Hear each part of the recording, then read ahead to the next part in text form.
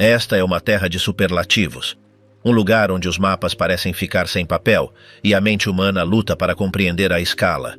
Estamos a falar da Sibéria, o vasto coração oriental da Rússia.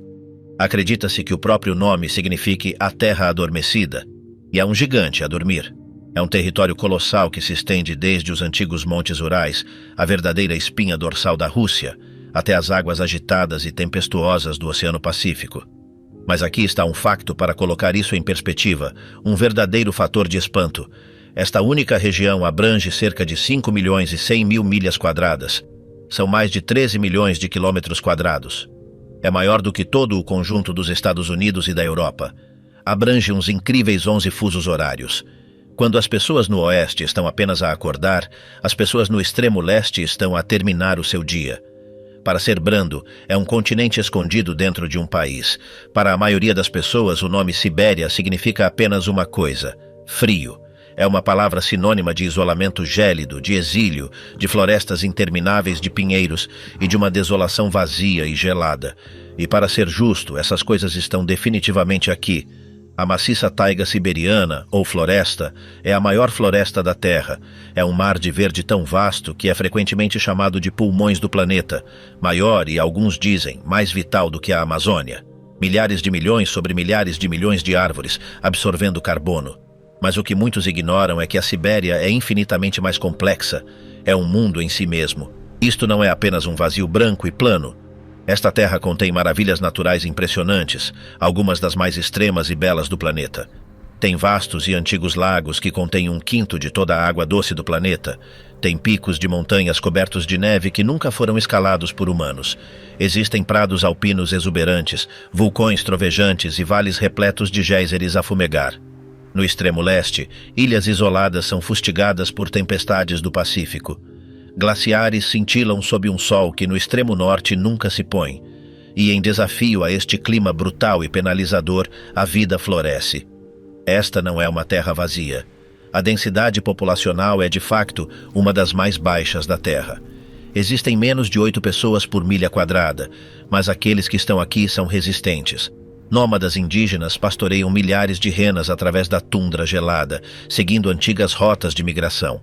Caçadores seguem presas esquivas, como o zibelina e o lince, através de florestas que se estendem por milhares de milhas. E o mais surpreendente de tudo, existem centros urbanos prósperos. Estes não são apenas pequenos postos avançados, são cidades modernas de betão e vidro, com universidades, teatros e ruas iluminadas por néon. E todas elas estão empoleiradas, milagrosamente, mesmo em cima do solo permanentemente congelado. Mas uma cidade, a capital deste reino de gelo, desafia toda a lógica. De todas as cidades da Sibéria, uma destaca-se. O seu nome é Yakutsk. Esta é a maior e mais fria cidade principal de todo o planeta. É a capital da República de Sakha, uma região dentro da Rússia que é, em si, quase do tamanho da Índia. Aqui o inverno não é apenas uma estação. É uma presença física. É um ambiente alienígena. As temperaturas em janeiro caem regularmente para negativos 58 graus Fahrenheit. Isso são negativos 50 graus Celsius. Nos livros de registro parece completamente inabitável. Nas profundezas do inverno, pode atingir negativos 76 graus Fahrenheit. O que é que isso parece? Para ser brando, é um choque para o sistema. O metal adere à pele nua, arrancando-a. As baterias morrem quase instantaneamente. Uma simples respiração é dolorosa. Os habitantes locais chamam ao som da respiração a congelar no ar de o sussurro das estrelas. À medida que o mercúrio colapsa, Yakutsk envolve-se num nevoeiro fantasmagórico e sufocante. Isto não é clima normal. Chama-se nevoeiro de gelo. É a respiração acumulada da cidade. O escape dos carros, o vapor das centrais elétricas e a própria respiração dos seus 300 mil residentes congelam instantaneamente, pairando no ar. Este véu denso e misterioso pode reduzir a visibilidade para apenas alguns pés. O sol, quando aparece, permanece baixo no horizonte, oferecendo uma luz fraca e pálida, mas quase nenhum calor. No entanto, quase 300 mil pessoas resistem aqui. Elas construíram uma vida. Criaram uma cidade moderna e próspera num lugar que parece ativamente hostil à existência humana. Como é que o fazem? Resiliência. E como se pode ver, alguma engenharia muito inteligente. A cidade inteira está construída sobre permafrost. Este é o maior desafio. Permafrost não é apenas solo congelado, é geada eterna, uma camada de gelo, solo e rocha que tem estado congelada há milhares de anos. Nesta região, pode atingir 5.000 pés de profundidade. É tão duro quanto betão, mas aqui está o senão. Se construir um edifício quente sobre ele, o calor derrete o gelo e a fundação transforma-se num pântano instável e a afundar. A solução? Quase todos os edifícios em Yakutsk, desde os antigos blocos de apartamentos da era soviética até as novas e brilhantes torres de vidro, estão em cima de estacas maciças de betão. Estes pilares são cravados a 30 a 50 pés de profundidade, para além da camada ativa, a parte superior que descongela no verão, e ancorados no permafrost profundo e sólido. Isto cria um espaço crucial, elevando a cidade acima do gelo. O ar frio circula por baixo, mantendo o permafrost congelado e a cidade em pé. Para um turista, chegar aqui é uma aprendizagem. Os guias locais dirão: não use óculos com armações de metal. Eles congelarão no seu rosto. Os carros são deixados a trabalhar 24/7. Se desligar um motor, o óleo congelará, a borracha rachará e o carro simplesmente não voltará a ligar até a primavera. O Rinok local, ou mercado, é uma visão a ser vista. Ao ar livre, a negativos 40 Fahrenheit, os comerciantes estão de pé, agasalhados de modo que apenas os seus olhos são visíveis. Eles vendem peixe congelado, duro como pedra, como o lúcio e o omul. O peixe é empilhado como lenha. Não há arcas frigoríficas, nenhuma é necessária. A cidade inteira é uma arca frigorífica. A iguaria local é estroganina, fatias finíssimas deste peixe cru e congelado, comido com sal e pimenta. Para os visitantes, o reino do permafrost é imperdível. É um complexo turístico maciço, uma antiga mina esculpida numa colina de gelo, com cintilantes esculturas de gelo, um bar de gelo onde as bebidas são servidas em copos de gelo e até um trono de gelo. É uma celebração da própria coisa que define as suas vidas, o frio. Mas tão extremo quanto Yakutsk é, não é o mais frio, nem de perto. Yakutsk pode ser a cidade mais fria, mas ela empalidece em comparação com o verdadeiro polo do frio. Esta é a pequena e isolada aldeia de Oymyakon. O nome, ironicamente, significa água não congelante. Um nome dado por causa de uma única nascente termal próxima que as renas costumavam visitar. Aqui, as temperaturas caíram oficialmente para negativos 96,2 graus Fahrenheit. Isso são negativos 70 e 1,2 Celsius. Esta é a temperatura mais baixa alguma vez registrada num lugar habitado na Terra. É a própria definição de extremo. Por que aqui é tão frio? Oymyakon está aninhada num vale, e esse é o problema. É um bolsão de geada. No inverno, o ar pesado e super refrigerado das montanhas circundantes flui para o vale e acumula-se no fundo. O frio simplesmente não consegue escapar. Menos de 1.000 residentes vivem aqui. Gerações adaptaram-se, transformando esta letalidade extrema numa rotina cotidiana. A vida é construída em torno do frio. Não há canalização interior. O solo está demasiado congelado para cavar e os canos congelariam e rebentariam. Os latrinas são uma corrida rápida e gelada para o ar frio. Os habitantes locais queimam madeira e carvão 24/7 apenas para evitar que as suas casas congelem completamente. Canetas congelam, baterias são inúteis. Os carros são mantidos em garagens aquecidas ou deixados a funcionar o dia todo. Como é que um turista sequer chega aqui? É uma aventura em si. É uma árdua viagem de 2 dias de carro a partir de Yakutsk, grande parte dela na infame autoestrada Kolyma. Os visitantes que fazem a jornada podem obter um certificado oficial do Polo do Frio, uma lembrança bizarra e de orgulho. Podem visitar o monumento local, participar na pesca no gelo e ver o que é talvez a raça de cavalo mais resistente da Terra, o cavalo yakutiano, que pode sobreviver ao ar livre neste frio. E, no entanto, esta terra de frio insuportável guarda um dos tesouros mais valiosos do mundo. Debaixo deste reino gelado jazem riquezas. Estamos a falar de diamantes. A região, conhecida como Yakutia, é o coração de diamante da Sibéria. Não muito longe fica a cidade de Mirny, uma cidade que existe por uma única razão. Ela hesita na beira de um fosso colossal, feito pelo homem. Esta é a mina de diamantes Mir. É um dos maiores buracos escavados na Terra. É uma espiral aterradora e vertiginosa, com 1.722 pés de profundidade e medindo mais de 3/4 de milha de largura. Este buraco é tão enorme que o espaço aéreo acima dele é restrito. A razão? A diferença de temperatura maciça entre o ar gelado na borda e o ar relativamente mais quente no fundo do fosso cria um vórtice perigoso, uma corrente descendente que pode, segundo relatos, fazer com que helicópteros percam o controlo.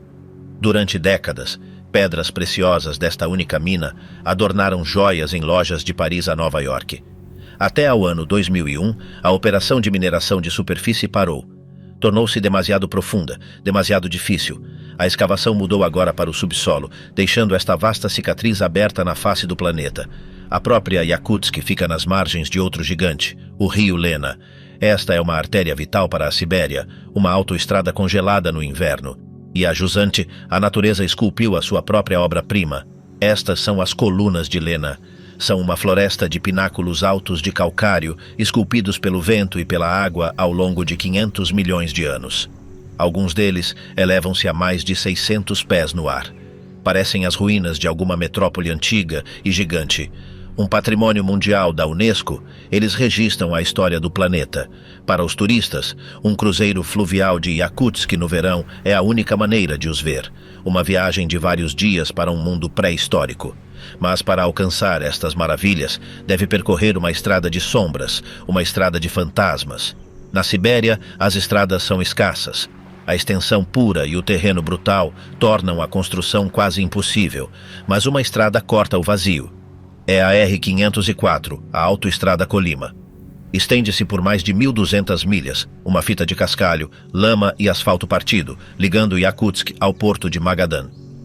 Mas os habitantes locais conhecem-na por outro nome, mais sombrio, a Estrada dos Ossos.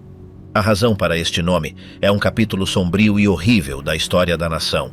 Esta autoestrada foi construída pelos prisioneiros do sistema Gulag, sob o brutal domínio de Joseph Stalin. A região de Kolyma era o pior dos piores, um continente prisão gelado. Centenas de milhares de homens, prisioneiros políticos e criminosos comuns, foram forçados ao trabalho nas condições mais brutais imagináveis. Milhares sobre milhares deles não sobreviveram. Perderam-se para o frio, a fome, o trabalho esmagador e a crueldade dos guardas.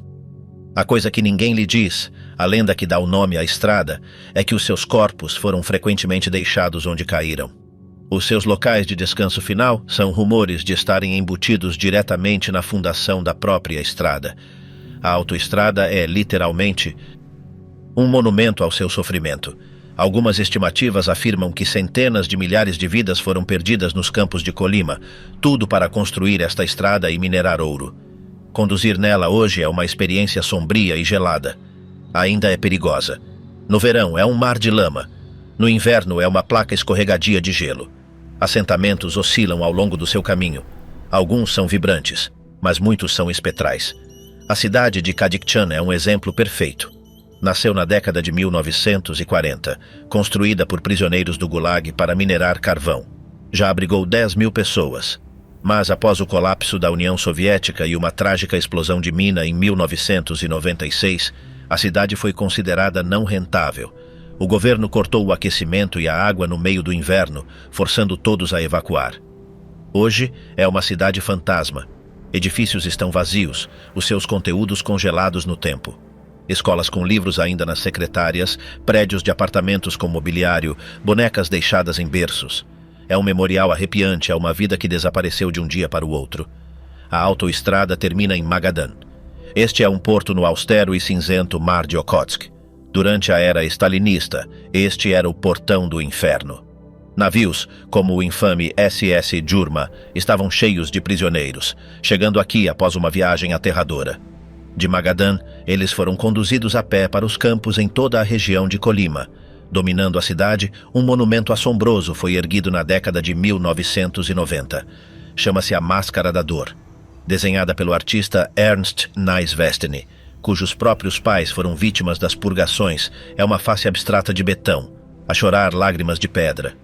Dentro da máscara oca, há uma réplica de uma cela de prisão fria, homenageia solenemente as incontáveis vítimas. Para os turistas sombrios que se atrevem nesta estrada, é uma jornada para um passado que ainda é, de muitas maneiras, presente. Para além desta estrada, o continente estende-se até a sua fronteira final e congelada.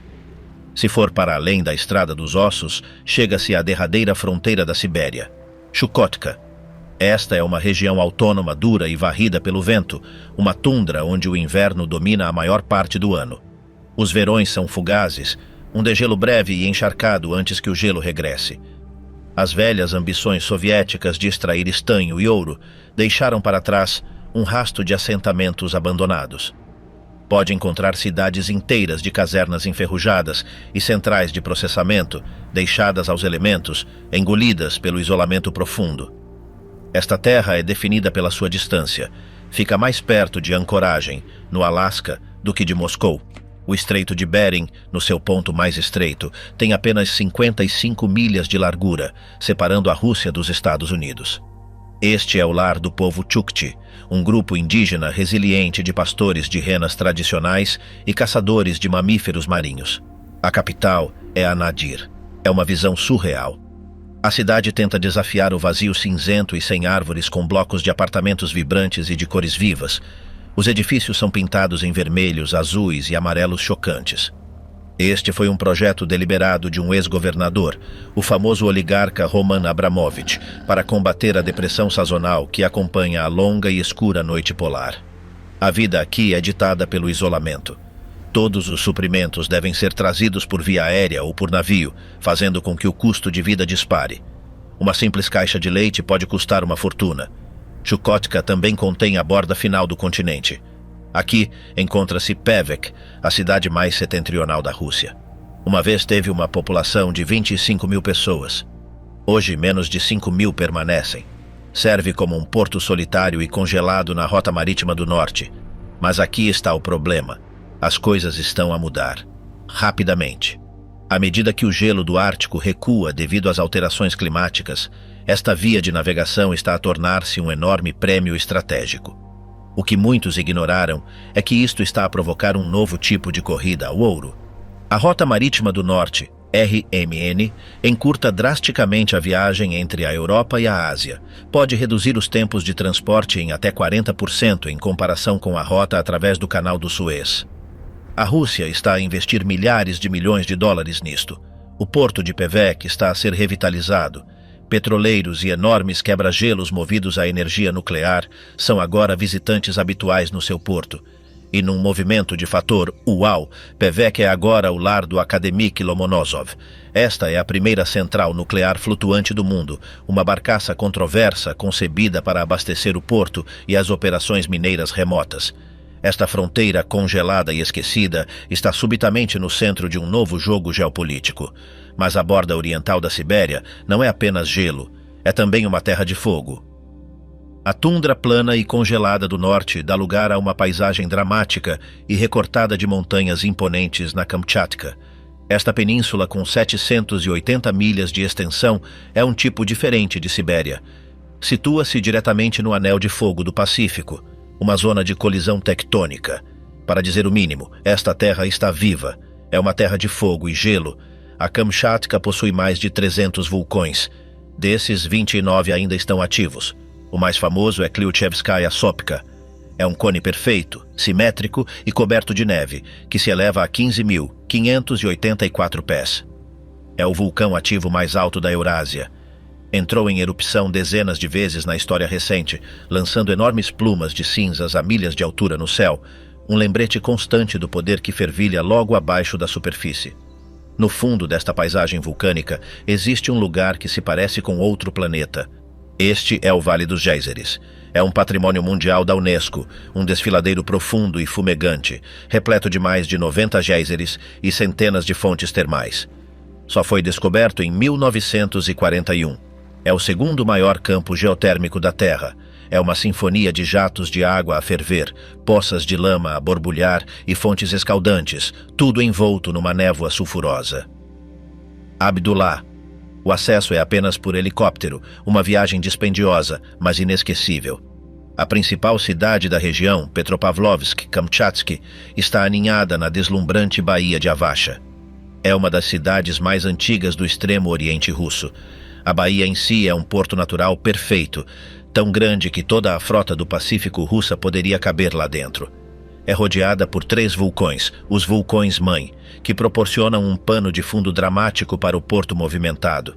O porto está vivo com frotas de pesca e, surpreendentemente, enormes leões marinhos de Steller que se arrastam para os velhos cais, a ladrar e a apanhar sol. Os rios aqui são densos em vida. Este é um paraíso do salmão. Todas as 6 espécies de salmão do Pacífico correm nestes rios, obstruindo os cursos de água enquanto regressam para desovar. Isto, por sua vez, proporciona um banquete para outra celebridade local, o urso pardo da Kamchatka. Estes gigantes, alguns dos maiores do mundo, reúnem-se nas margens dos rios. Estima-se que existam 20.000 ursos na península, uma das populações mais densas em qualquer lugar. Para o turista aventureiro, este é o paraíso. É um centro importante para viagens de aventura. Os visitantes podem praticar heli-esqui nas encostas dos vulcões, escalar os vulcões no verão ou fazer passeios de helicóptero sobre os géiseres. Operadores locais oferecem alguma da melhor pesca ao salmão do mundo. E os passeios de barco na Baía de Avacha oferecem oportunidades para ver orcas e papagaios do mar. É uma natureza selvagem crua, indomada e primitiva. E a partir daqui, uma cadeia de ilhas ígneas e contestadas estende-se em direção ao Japão. A península de Kamchatka fragmenta-se nas Ilhas Kurilas. Esta é uma cadeia de 56 ilhas vulcânicas principais, estendendo-se por 800 milhas num arco enevoado e tempestuoso até ao Japão. Esta é uma terra de colisões tectônicas. Picos fumegantes erguem-se diretamente do mar. Na ilha de Iturupi, a caldeira do vulcão Atsunupuri contém um lago perfeito em forma de cone, que por sua vez tem um pequeno cone novo a crescer no seu centro. É uma paisagem que desafia a crença. Na ilha de Paramushir, o vulcão Ebeco está constantemente a borbulhar, polvilhando a cidade vizinha com cinzas. Mas aqui está o problema. Estas ilhas estão no centro de uma disputa política maciça. O Japão ainda reivindica as 4 ilhas do sul, que chama de territórios do norte. A União Soviética tomou-as nos dias finais da Segunda Guerra Mundial. Esta única disputa impediu a Rússia e o Japão de alguma vez assinarem um tratado de paz formal. Esta cadeia de vulcões enevoada e remota é um importante ponto de inflamação geopolítico. Mas a oeste fica a ilha de Sakhalin. É uma ilha longa e fina, estendendo-se por 621 milhas de norte a sul, separando o mar de Okhotsk do mar do Japão. Esta terra também tem sido um prêmio disputado, combatido pela Rússia e pelo Japão durante séculos. Foi outrora uma notória colônia penal, uma katorga, sob os czares. O famoso escritor Anton Chekhov visitou em 1890 e escreveu um relatório sombrio sobre as terríveis condições. Após a Segunda Guerra Mundial, tornou-se totalmente soviética. A principal cidade, Yuzhno-Sakhalinsky, é uma mistura fascinante de planeamento em grelha soviético e subtis ecos de arquitetura japonesa. Pode encontrar comida russa, coreana e japonesa na mesma rua, um legado da sua história complicada. Mas a história moderna da ilha é sobre recursos. É um enorme centro de petróleo e gás. Projetos como Sakhalin I e Sakhalin II estão entre os maiores e mais complexos projetos de energia do mundo, com plataformas gigantescas no mar a perfurar ouro negro nos mares gelados.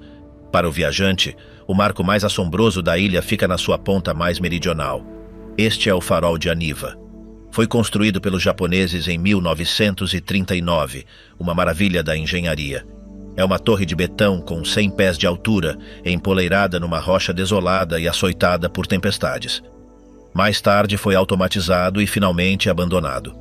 Hoje permanece como um sentinela em decomposição e enferrujado, um local favorito para turistas do lado negro, que visitam de barco para explorar o interior fantasmagórico e em ruínas. É um monumento solitário à beira do mundo. De volta ao continente, uma cidade serve como o grande e ambicioso portal do Pacífico da Rússia. Chegamos a Vladivostok. Esta é o portal do Pacífico da Rússia, uma cidade cujo nome significa literalmente governar o leste. É um lugar de enorme importância estratégica, a sede da frota do Pacífico russa. Geograficamente, está a um mundo de distância da Europa. Na verdade, está localizada mais perto de Tóquio, Seul e Pequim do que de Moscou. Fundada em 1860, serviu como âncora para o alcance imperial da Rússia no leste. Durante a era soviética, foi uma cidade fechada, completamente proibida a forasteiros e a maioria dos cidadãos soviéticos. Só abriu ao mundo em 1992. Hoje está a prosperar, tem uma presunção, uma energia única. O horizonte é dominado pela Ponte Ruski. Esta é a ponte estaiada mais longa do mundo, uma declaração de intenções maciça com 10.000 pés de comprimento ligando a cidade à Ilha Ruski, que agora alberga uma universidade importante. A ponte foi construída para a cimeira APEC de 2012, um símbolo da guinada para a Ásia da Rússia. A cidade está cheia de contradições. Tem fachadas europeias grandiosas agarradas a colinas íngremes, dando-lhe uma vibração semelhante à de São Francisco. Mas a sensação é distintamente asiática. A cidade está inundada de turistas e comércio da Coreia, China e Japão. Os visitantes afluem aos seus passeios à beira-mar, andam no funicular histórico, visitam o Museu do Submarino S-56 no Porto e, acima de tudo, comem. Os restaurantes aqui servem o famoso caranguejo da Kamchatka, uma iguaria maciça e aracnídea, que é uma visita obrigatória para qualquer turista. A costa vizinha é deslumbrante. Mergulha diretamente no Pacífico, com pinheiros a agarrar-se a falésias íngremes, enquanto as ondas embatem em praias de granito. E aqui está um fator uau real. No verão, a região tem areias pálidas surpreendentemente quentes e águas claras. O oceano pode aquecer até 72 graus Fahrenheit. Estes são sussurros tropicais no coração da Sibéria.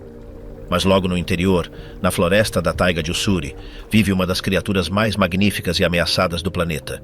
Este é o lar do tigre de Amur. Menos de 600 destes gigantes restam na natureza, e ainda mais raro, este é também o lar do leopardo de Amur. Este é o felino mais raro da Terra. Durante anos, a sua população oscilou em uns desesperados 30 ou 40 indivíduos.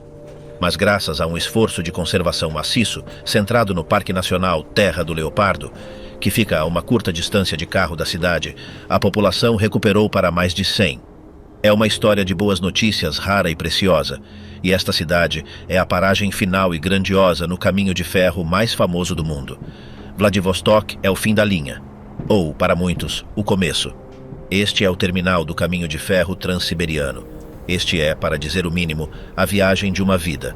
É uma fita de aço, com 5.772 milhas de comprimento. Atravessa 7 fusos horários, ligando Moscou ao Pacífico. Construída entre 1891 e 1916, foi um feito enorme de engenharia, alcançado através de trabalho brutal e esmagador, tudo para ligar um continente. Uma viagem neste comboio é uma odisseia de uma semana. Não é um comboio de luxo, embora existam opções de luxo. É uma artéria vital e viva. Para os turistas, oferece uma visão hipnótica da pura escala do país. Pode reservar uma cabine de primeira classe, um spawn vagão de 2 camas, uma de segunda classe, um coupe de 4 camas, ou para a experiência real, um Platzkart de terceira classe. Este é um dormitório aberto sobre rodas, um lugar onde se partilha comida, histórias e vodka com os locais. A vida no comboio estabelece um ritmo. É definida pela provodnitsa, a assistente de carruagem feminina, que é a governante firme, mas justa do vagão. É definida pelo samovar, a chaleira gigante de água quente no final da carruagem, fornecendo água gratuita e infinita para chá e noodles instantâneos. E é definida pelas longas paragens. Por vezes de 30 minutos, onde pode correr para a plataforma.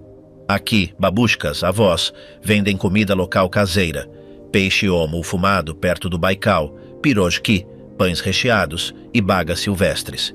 É uma janela para a alma da Rússia, clicando e batendo através de florestas de bétulas intermináveis e pequenas aldeias de madeira. Mas o caminho de ferro também passa perto de uma das maravilhas mais estranhas e mais desconcertantes da Sibéria. A norte, no Zabaikalsky Krai, situam-se as areias de Chara. Este é um verdadeiro deserto, não um metafórico, uma mancha real de 10 milhas quadradas de dunas de areia maciças e ondulantes. Algumas têm quase 100 pés de altura, e aqui está o fator uau. Está completamente preso entre picos cobertos de neve, as montanhas Kodar e a floresta de taiga. É um deserto ártico. Como é que ali foi parar? É um mistério geológico, provavelmente um vestígio de um antigo leito de lago seco, esculpido pelo vento. É incrivelmente difícil de alcançar, tornando-o uma das paisagens mais remotas e surreais da Terra. Enquanto o trem se dirige para o oeste, ele entra em uma terra de espiritualidade profunda e ancestral. Oeste adentro, a paisagem muda. O trem adentra a República da Buriácia. Aqui, os domos dourados das igrejas ortodoxas russas ficam próximos às coloridas e esvoaçantes bandeiras de oração dos templos budistas. Este é o centro do budismo russo. Datsans, ou monastérios, como o Datsan e Volginsky, são centros de vida espiritual. Este monastério foi fundado em 1945, uma surpreendente concessão após anos de repressão stalinista. Bandeiras de oração tremulam ao vento e monges giram rodas inscritas com mantras. Na capital, Ulan-Ude, permanece um bizarro legado soviético. A praça principal é dominada por uma gigante cabeça de bronze de Vladimir Lenin, de 26 pés de altura.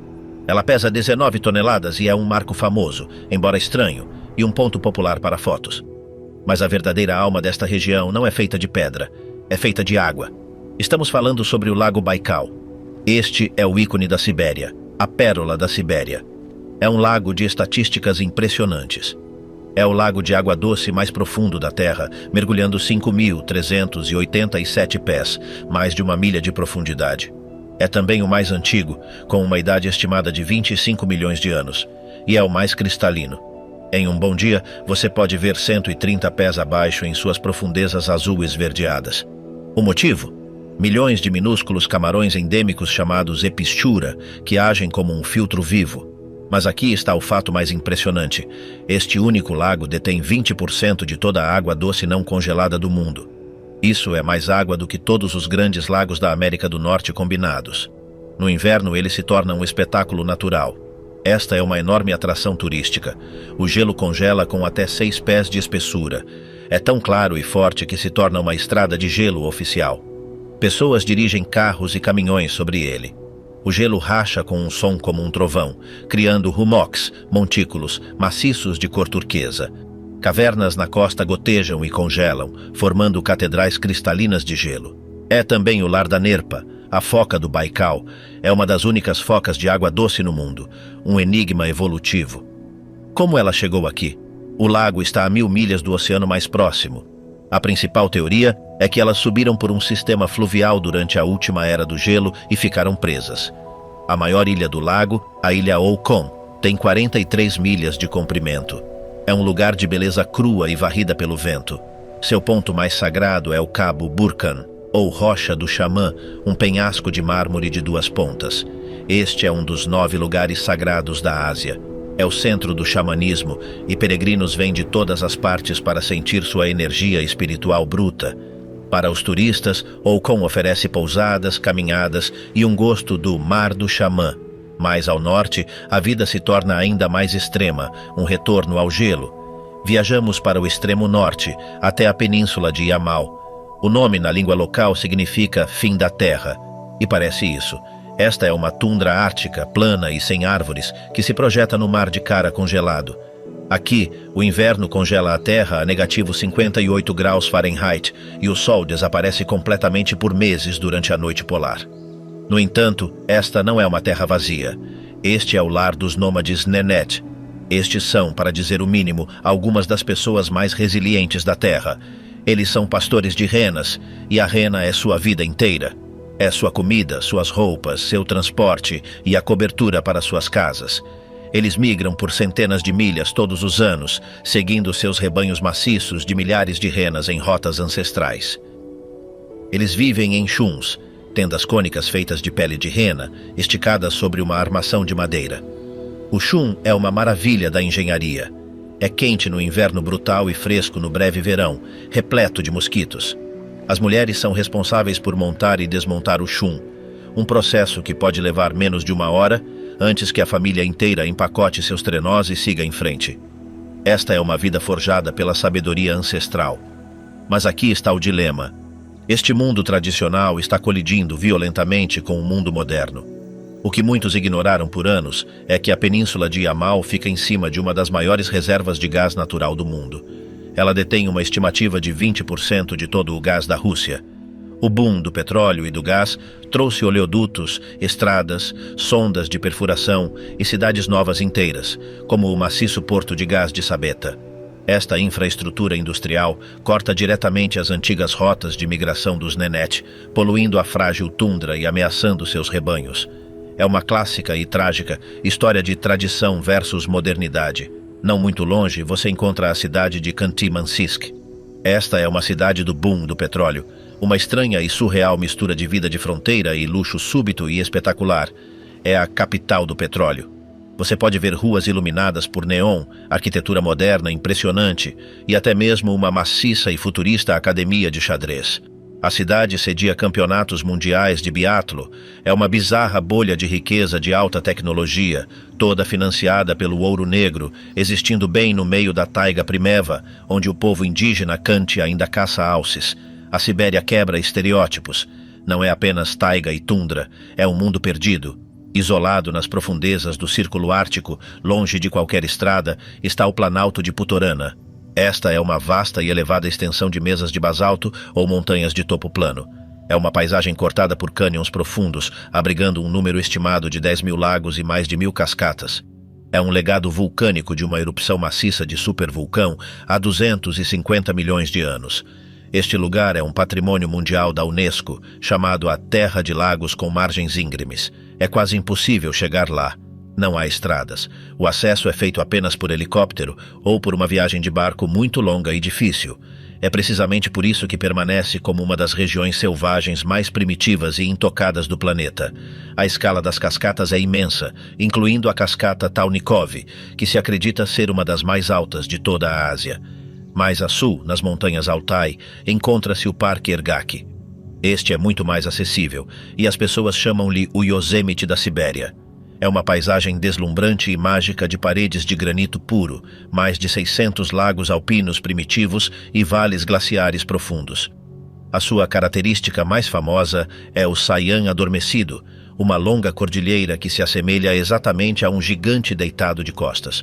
Outra é a Parábola, um arco de rocha perfeito e simétrico que se eleva a 7.200 pés. E depois há a Pedra Suspensa, um pedregulho maciço de muitas toneladas que se equilibra precariamente na beira de um penhasco. A lenda local diz que se essa pedra alguma vez cair, o mundo acabará. Perto da grande cidade de Krasnoyarsk, outra maravilha natural se ergue da floresta. Este é o Parque Nacional Stouby. Stouby significa pilares. São torres dramáticas de rocha cienítica rosada, algumas elevando-se a 328 pés de altura. São os remanescentes de 450 milhões de anos de antigas intrusões vulcânicas, desgastadas em formas bizarras. Este parque é o parque dos habitantes locais. Forjou uma subcultura local única de alpinistas, chamados stoubistas. Este movimento tem mais de 150 anos, uma forma de escalada livre acrobática, muitas vezes feita sem cordas. Os alpinistas têm nomes para todos os pilares: o Avô, as Penas, o Portão do Leão. É uma mistura única de natureza e de uma apaixonada comunidade local. Mas as maiores e mais espetaculares montanhas de todas situam-se na fronteira sul. Para sul, as montanhas Altai elevam-se. É aqui que as placas tectônicas da Sibéria e da Índia estão a colidir, dando origem a uma cordilheira maciça de picos cobertos de neve. Estas são as Montanhas Douradas de Altai, um patrimônio mundial da Unesco. Esta é a joia da coroa da Sibéria. Uma única estrada, a Autoestrada Chuya, serpenteia o seu caminho por 373 milhas até a fronteira da Mongólia. É uma estrada antiga, outrora parte da Rota da Seda do Norte, um caminho para comerciantes e exércitos. Hoje é uma autoestrada pavimentada e moderna, e é, para dizer o mínimo, uma das viagens de carro mais bonitas da Terra. Revela cânions profundos, vales de rios exuberantes e picos eternos e cobertos de neve. A autoestrada é uma porta de entrada para inúmeras maravilhas. Aqui, o glaciar Arktru geme, um rio de gelo movendo-se eternamente. Perto encontra-se o Lago Geyser. Não é um geyser real, mas uma nascente termal que borbulha do leito do lago. Estas nascentes criam círculos concêntricos deslumbrantes de silt azul e verde, fazendo com que o lago pareça um olho psicodélico. É o sonho de um fotógrafo. Uma série íngreme e sinuosa de zigue-zagues no Passo Katu Yarik, uma estrada esculpida num penhasco, deixa-o cair no dramático Vale Shulishman. Aqui, num local chamado Akurum, encontram-se os cogumelos de pedra. Estas são formações geológicas bizarras, ou hoodoos. São pilares de rocha de 49 pés de altura, encimados por um chapéu de cogumelo de pedra mais dura, que estão lentamente a erodir. São uma arte desafiadora e temporária. Perto, o lago Teletskoye tem 50 milhas de comprimento e mais de 1.000 pés de profundidade, um lugar de profundezas míticas e frias. E a erguer-se sobre tudo está a Montanha Beluca. Com 14.783 pés, é o pico mais alto da Sibéria. Mas não é apenas uma montanha, é sagrada. Os xamãs locais de Altai acreditam que é a porta de entrada para o reino mítico e oculto de Shambhala. Tornou-se um importante centro para o turismo espiritual Nova Era, atraindo pessoas de todo o mundo. Mas então a paisagem de Altai muda. Chega-se a Kaiselchin, apelidado de Marte. Esta é uma paisagem de argilas multicoloridas, vermelho vibrante, laranja, amarelo e roxo.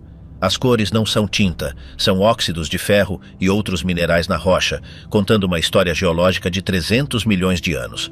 Pode-se literalmente caminhar através do tempo, e quando você pensa que já viu de tudo, você encontra o Lago Burlinsky.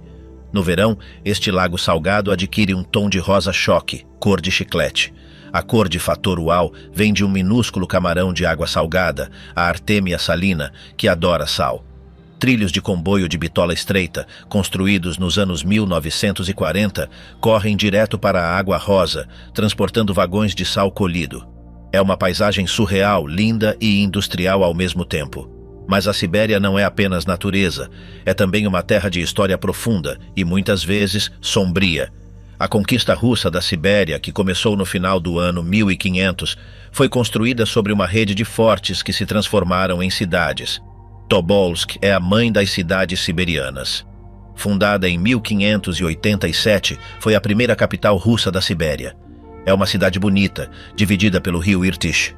Na colina alta, ergue-se um magnífico Kremlin de pedra. Este é o único Kremlin de pedra em toda a Rússia, fora da parte central europeia. Durante séculos, foi o centro político, religioso e econômico de todo o território. Mas também tem uma história sombria como um centro de exílio.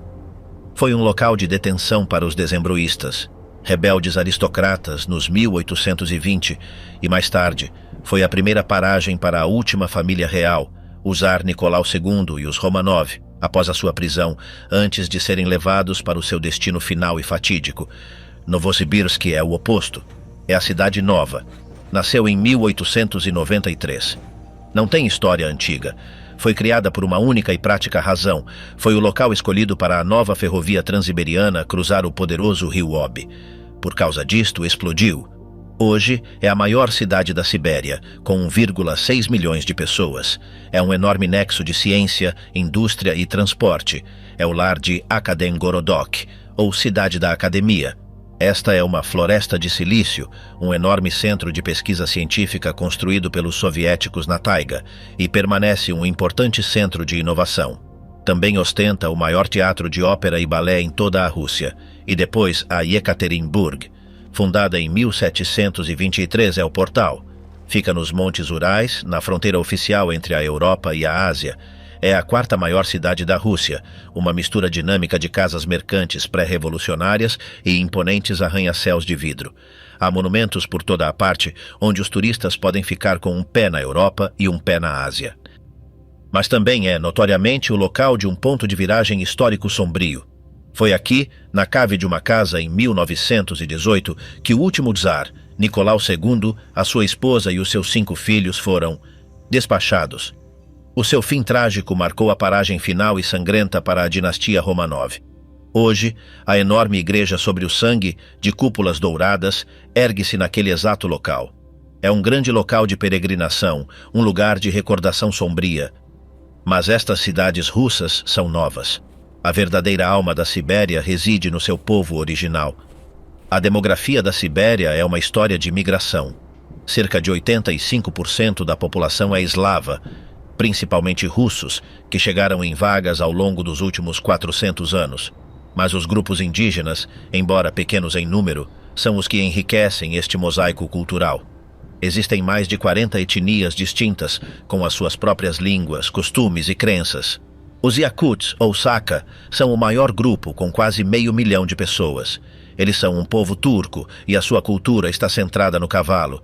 Eles têm o festival Isiak, uma enorme e alegre celebração do solstício de verão. É um festival de renascimento de influência pagã, com desportos nacionais, dança e a bebida ritual de cumes, leite de égua fermentado. Os Buryats, que são mongóis, vivem nas terras que cercam o lago Baikal. A sua espiritualidade é uma fascinante mistura de xamanismo antigo e budismo tibetano. São um povo orgulhoso, lutando para preservar a sua língua e tradições. Os Evenks são os pastores de renas originais. São um povo tungúzico, espalhado por toda a Sibéria. Eles são os verdadeiros mestres da taiga, um povo que sabe ler a floresta como um livro.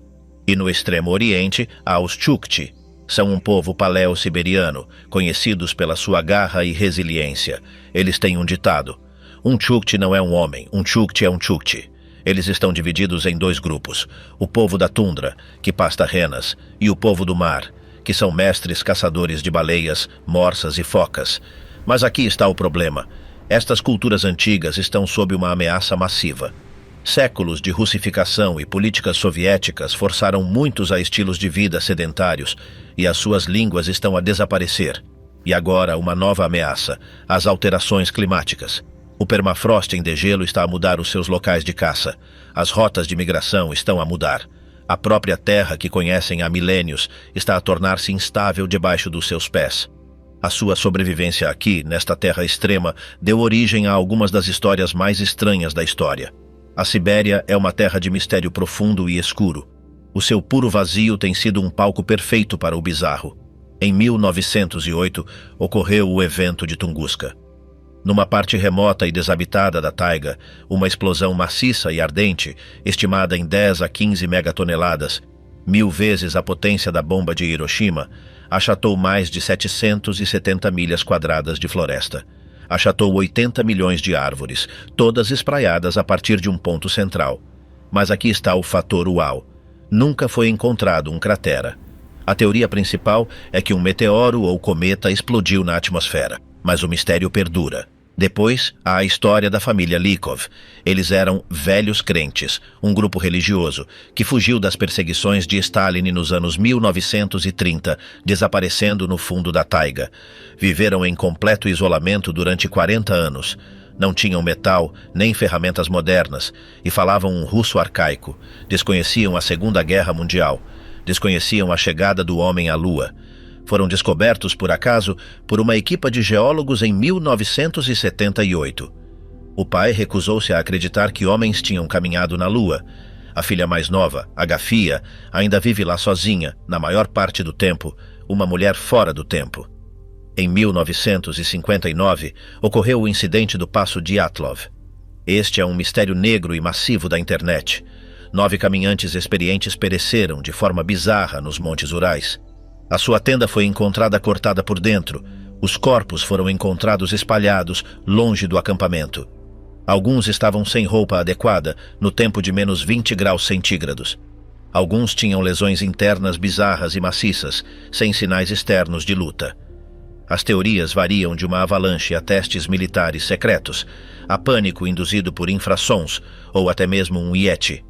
A teoria da avalanche é a explicação oficial mais recente, mas muitas pessoas não estão convencidas. Em 1993, arqueólogos encontraram a princesa de Ukok. Ela é uma múmia de 2.500 anos, uma nobre do povo Pazyryk. Estava perfeitamente preservada no permafrost, com a sua pele coberta de tatuagens intrincadas e bonitas de veados e criaturas míticas. Foi enterrada com 6 cavalos, mas aqui está a controvérsia. O povo local Altai acredita que ela era uma xamã, uma guardiã. Eles acreditam que a sua remoção do túmulo causou um desequilíbrio espiritual e culparam-na por terremotos e inundações na região. E agora, um novo mistério: as crateras de Yamal. Na última década, crateras gigantes e perfeitamente redondas começaram a aparecer na tundra. Algumas têm 100 pés de profundidade. São, acreditam os cientistas, bombas de metano. O permafrost descongela, libertando enormes bolhas de gás aprisionado, que acumulam pressão e explodem, deixando um buraco aterrorizante e aberto. É um sinal dramático e muito ruidoso de um planeta em aquecimento. Para sobreviver nesta terra de frio e mistério, o povo desenvolveu uma forma de comer única e robusta. A cozinha siberiana é, para dizer o mínimo, robusta. Não é subtil. É uma cozinha baseada na sobrevivência, em alimentos de alta caloria e no que a taiga e os rios fornecem. O prato mais famoso é pelmeni. Estes são os raviolis siberianos, pequenos pastéis recheados com uma mistura de carnes, frequentemente carne de boi e de porco. A palavra significa pão de orelha. Antigamente, as famílias passavam dias fazendo milhares deles. Depois eram armazenados do lado de fora em um saco, na neve, durante o inverno inteiro. Uma refeição perfeita, congelada e pronta para ferver. A verdadeira iguaria ártica encontrada na Iacútia é a estroganina. Isto é um choque para o sistema para a maioria dos turistas. É peixe cru e congelado, como o homo ou esturjão, ou por vezes carne de rena.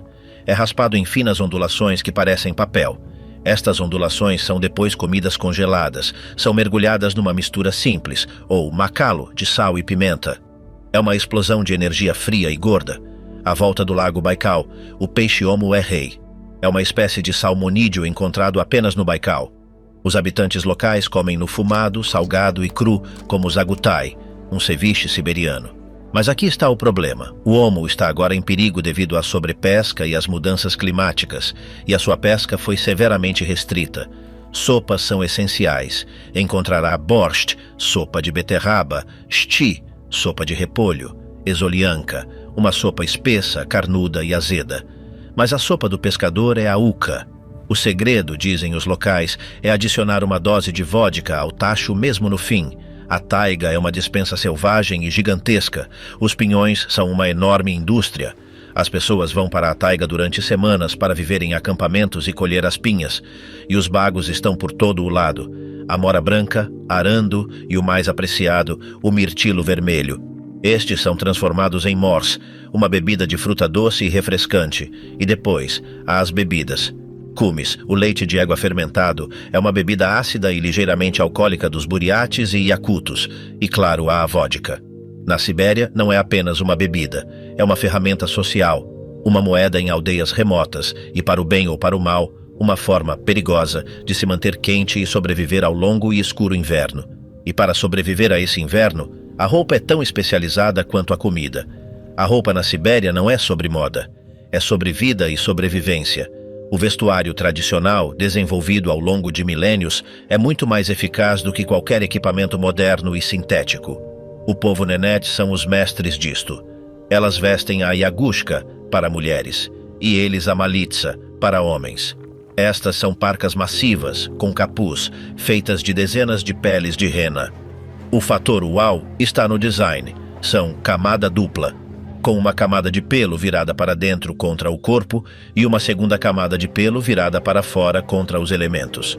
Um nenets, vestido assim, pode sobreviver a uma tempestade de neve a negativos 50 graus, completamente exposto. Os iacutos, que vivem no polo do frio, têm um sistema semelhante. Têm 2 conjuntos de roupa. Um conjunto mais leve para o frio ameno, cerca de negativos 20 graus Fahrenheit, e um conjunto pesado para o inverno rigoroso, negativos 50 e abaixo. Isto inclui torbaza, botas até a coxa de pele de rena com forros de feltro e chapéus de pelo enormes e ornamentados. No extremo oriente, os Chukchi e outros povos costeiros usam pele de foca e de morsa. Isto tem uma vantagem fundamental, é quase completamente à prova de água. Isto é essencial para os homens que caçam em caiaques no gélido e tempestuoso Oceano Ártico. E isto não é apenas sobre função, é arte. O artesanato é inacreditável. As mulheres, na escuridão da noite polar, decoram esta roupa com intricados trabalhos de miçangas, bordados e padrões de mosaico feitos de peles de diferentes cores. Cada padrão conta uma história, um sinal da sua família e da sua tribo. Esta é uma terra de frio, uma terra de invernos de negativos 96 graus. Mas aqui está o paradoxo final e aterrorizante. A Sibéria é também um ponto de acesso para o aquecimento global. A terra do frio eterno está a aquecer ao dobro da taxa do resto do planeta. Em 2020, uma onda de calor viu a cidade de Verkhoyansk, outro polo do frio, atingir uns inacreditáveis 100,4 graus Fahrenheit. Isto quebrou todos os recordes históricos do Ártico. Este aquecimento está a desencadear uma catástrofe. O permafrost está a derreter. Este não é um degelo lento e suave. Está a fazer com que edifícios em cidades como Yakutsk colapsem à medida que as suas fundações afundam. Está a causar empenamento nas estradas. Está a causar a floresta bêbada à medida que as árvores tombam no solo desestabilizado. E o mais aterrorizante, está a libertar o metano, um gás de efeito estufa 25 vezes mais potente que o dióxido de carbono. A Terra adormecida está a acordar e está a respirar fogo. Nós apenas arranhamos a superfície deste titã congelado. A Sibéria continua a ser uma das últimas verdadeiras regiões selvagens, um lugar que guarda bem os seus segredos, mas à medida que o gelo derrete, está a revelar tanto tesouros quanto novos perigos. A grande história da Sibéria é de extremos. É uma narrativa de frio impossível, de vastas distâncias e de uma história sombria e assustadora. Mas a verdadeira história, aquela que define esta terra adormecida, é encontrada nos detalhes. Está na luta pela sobrevivência, na busca por conforto e nas estranhas e belas culturas que florescem nos cantos mais isolados da terra. Esta não é apenas uma terra de gelo e vazio. Esta é uma terra de luxos escondidos, de artes antigas e de sabores que não se podem encontrar em mais nenhum lugar do planeta. Exploramos Oymyakon, a aldeia que detém o terrível recorde do lugar habitado mais frio do planeta. Mas o que ninguém lhe diz é que há um rival, um candidato ao título. Esta é a remota cidade de Verkhoyansk. Apenas a uma curta distância, este povoado na República de Sakha tem a sua própria reivindicação ao polo do frio. É um lugar de beleza nua e brutal. Aqui as temperaturas caíram oficialmente para 90 graus negativos Fahrenheit. Isso é apenas alguns graus aquém do mínimo histórico de Oymyakon. Para as pessoas que vivem aqui, essa diferença é insignificante. Este é o zero absoluto. Verkhoyansk é ainda menor, ainda mais isolada do que a sua rival. Fica no rio Yana, uma autoestrada congelada no inverno, rodeada por tundra plana e interminável. Esta é uma paisagem que pode quebrar o espírito de uma pessoa. É um oceano de branco, estendendo-se por um horizonte que nunca parece ficar mais perto. Mas aqui está o detalhe. Verkhoyansk é antiga. Foi fundada no século XVII como um forte e rapidamente se tornou um notório local de exílio czarista. Prisioneiros políticos foram enviados para cá para serem esquecidos, para serem engolidos pelo frio e pelo silêncio. Hoje, a vida aqui é uma batalha constante, mas para o turista extremo oferece um tipo diferente de prêmio. Esta cidade é um dos melhores lugares na Terra para testemunhar a aurora boreal. Durante a longa e esmagadora noite polar, uma época em que o sol mal nasce por meses, o céu ganha vida. Este não é o brilho suave que se pode ver noutras partes do mundo. Este é um balé celestial violento. Cortinas maciças de luz verde, roxa e vermelha torcem e estalam por todo o céu. O que muitos negligenciam é que esta é uma tempestade. É o vento solar, um fluxo de partículas do Sol a embater no campo magnético do nosso planeta. O céu está, literalmente, a explodir. Guias locais oferecem expedições para a tundra congelada, longe das poucas luzes da cidade. Lá, pode-se ficar no ar a 40 graus negativos e observar os céus a despedaçarem-se numa guerra silenciosa e bela.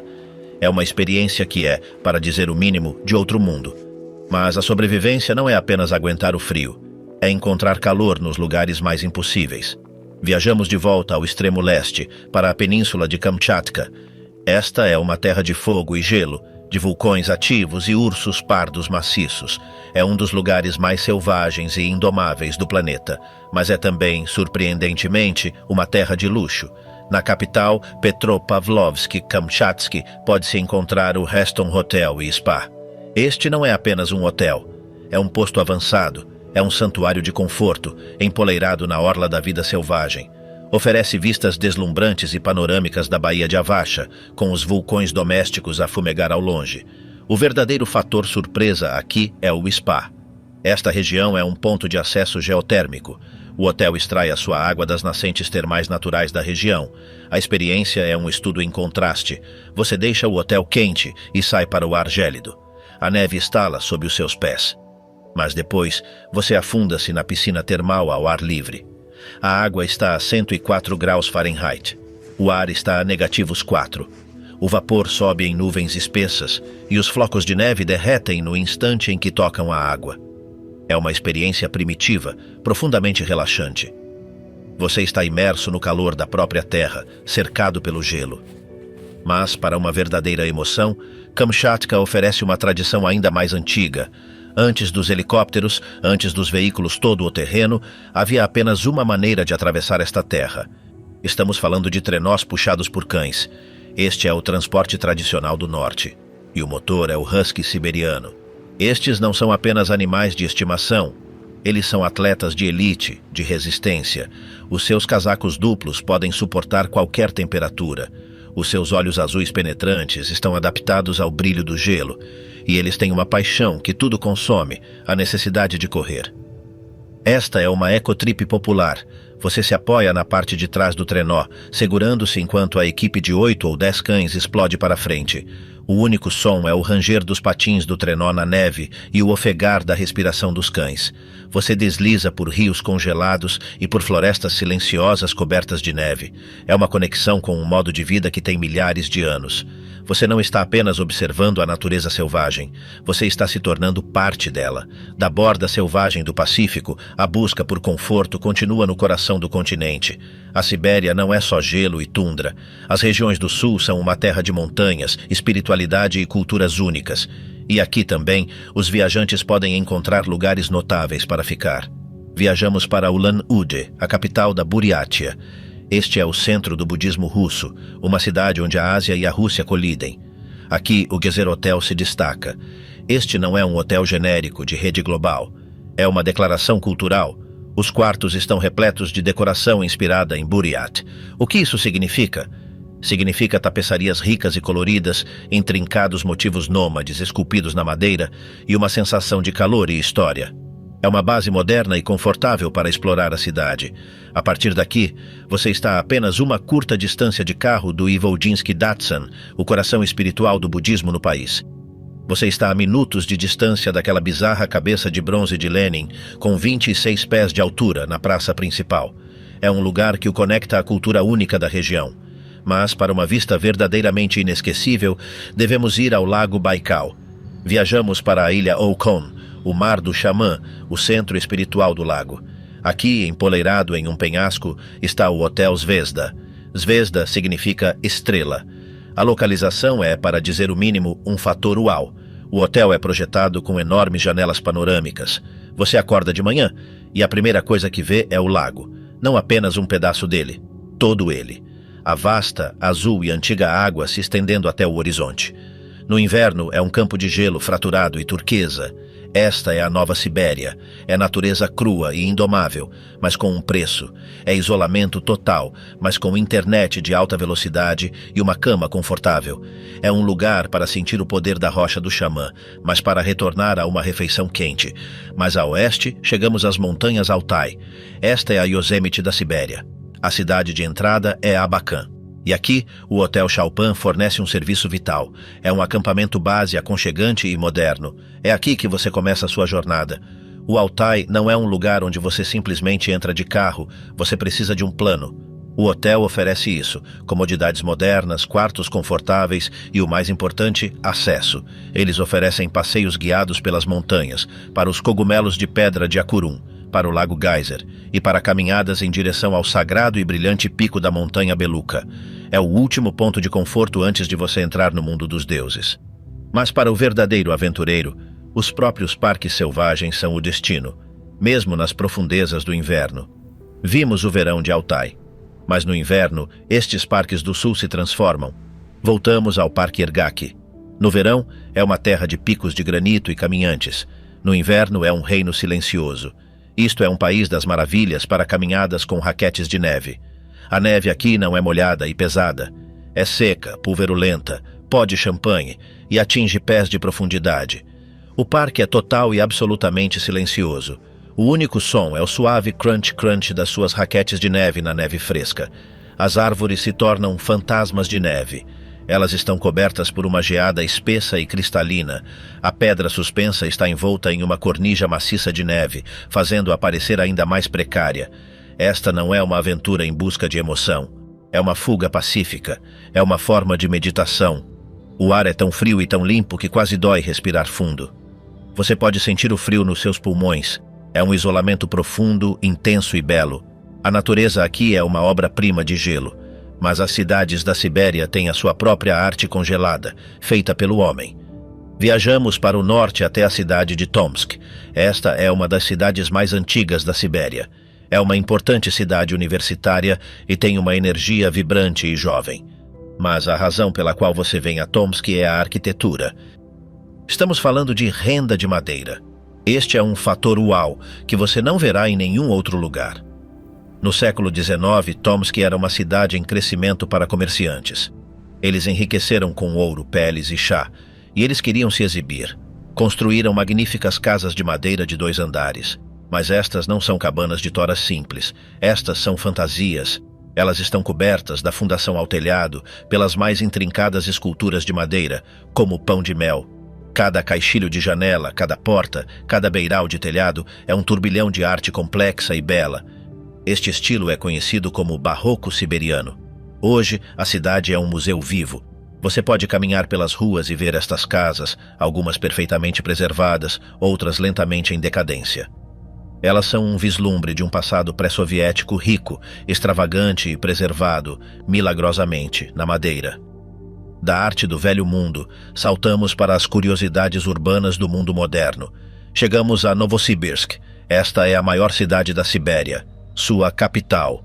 É um enorme e disperso centro industrial e científico de 1,6 milhões de pessoas, e tem algumas atrações muito estranhas.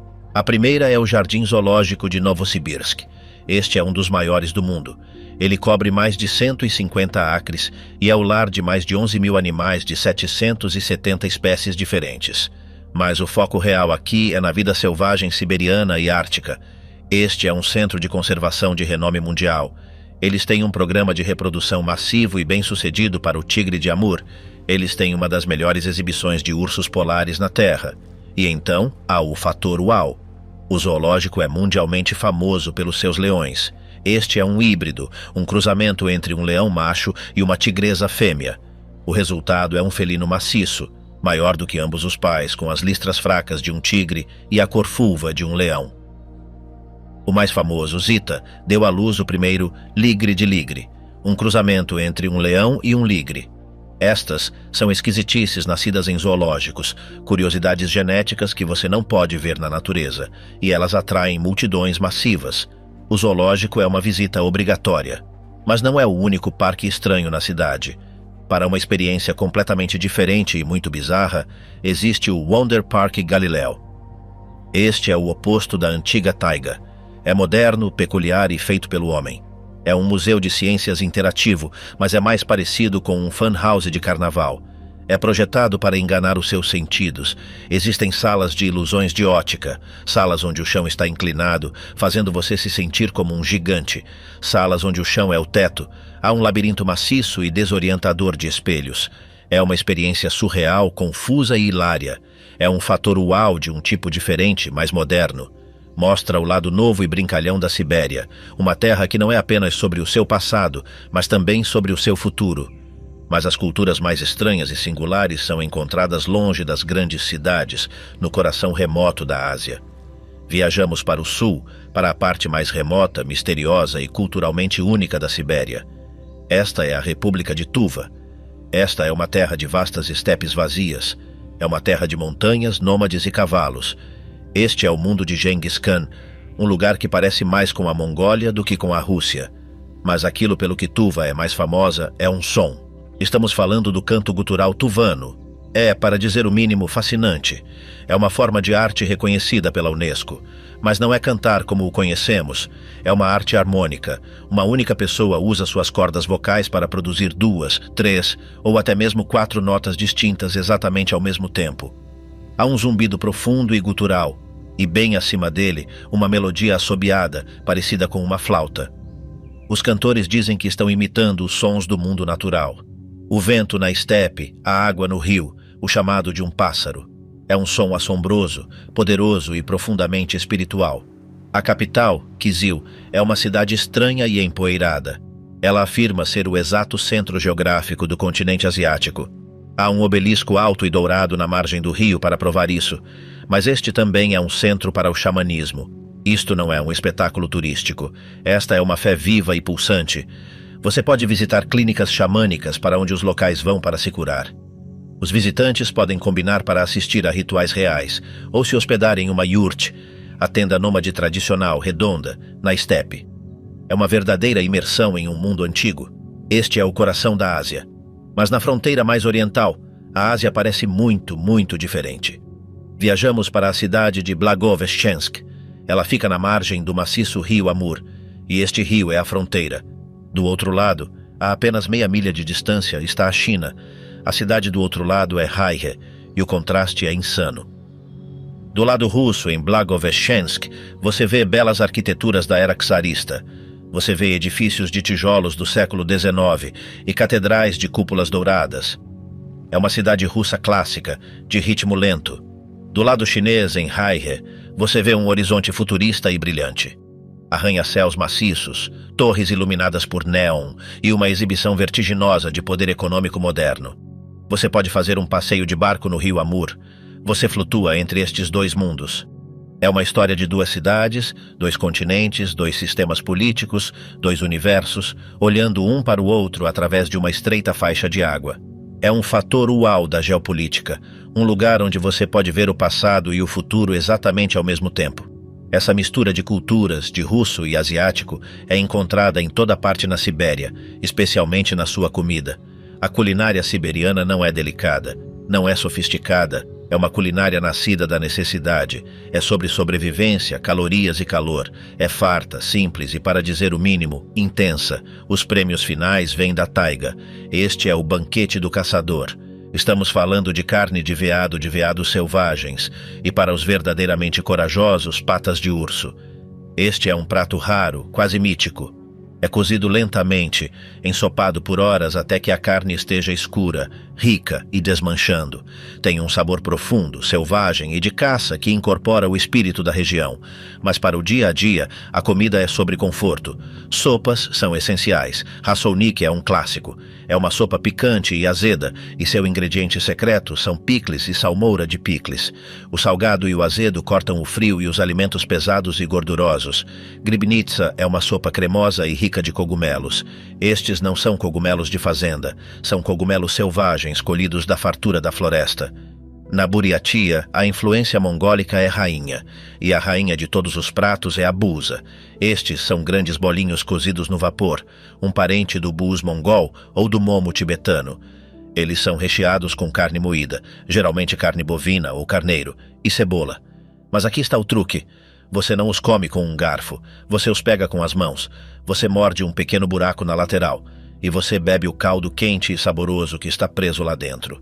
É uma explosão suculenta, reconfortante e deliciosa de sabor. A terra também fornece especialidades estranhas e maravilhosas. O fator uau da horta é o tomate Minusinsk, da região de Krasnoyarsk. Estes são tomates heirloom grandes, rechonchudos e saborosos. Eles são tão valorizados que a cidade realiza um festival para eles todos os anos. No Altai, o lanche nômade é kurut. Este é um queijo duro e salgado, seco, muitas vezes feito de leite de iaque ou de vaca. É enrolado em bolas pequenas e duras, dura para sempre, e é o alimento perfeito e de alta energia para longas viagens a cavalo. A taiga também fornece farinha. A farinha de cerejeira de pássaro é moída a partir de cerejas selvagens secas. Ela tem um sabor único, de nozes, semelhante à amêndoa. É usada para assar tortas e panquecas, transformando-as em um roxo profundo e escuro. E, finalmente, o lanche mais simples do norte, shanga. Estes são pães levedados redondos e fofos. São simples, mas são cobertos com creme de leite espesso e rico ou purê de batatas. São um alimento simples, viciante e perfeito para a terra congelada. Esta é uma terra de frio, fogo e sabor. Uma terra de mistério interminável. A fome da humanidade por recursos vale o preço de libertar os segredos congelados no permafrost. Deixe-nos saber a sua opinião abaixo. E não se esqueça de curtir e se inscrever para mais viagens aos lugares mais extremos do mundo.